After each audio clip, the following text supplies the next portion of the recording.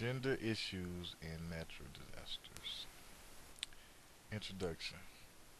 Gender is seen as an aspect of women's life more than men's. Seeing disasters through the eyes of women, you can see why a woman is vulnerable during a disaster. Government agencies have not fully integrated gender relations as a factor in disasters vulnerability and response, nor have they fully integrated gender relations as a factor in disaster vulnerability and response. The government has not engaged women as equal partners after migration and community-based planning. Gender inequality is a root cause of women disaster vulnerability. Women's economic insecurity increases their need for post-disaster financial assistance.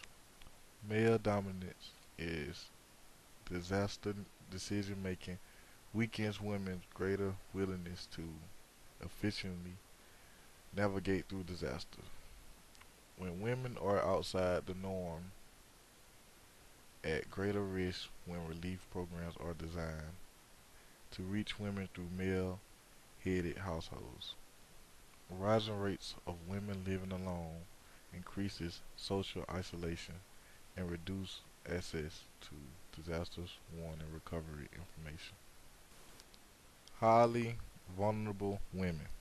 Some examples of highly vulnerable are low income and economically insecure women, women in subordinate racial, ethnic, cultural groups, women heading households, frail senior women, undernourished women, and those with chronic health problems or disabling physical and mental conditions, widows and single women, women subject to domestic and sexual violence, and those insecurely housed in shelters.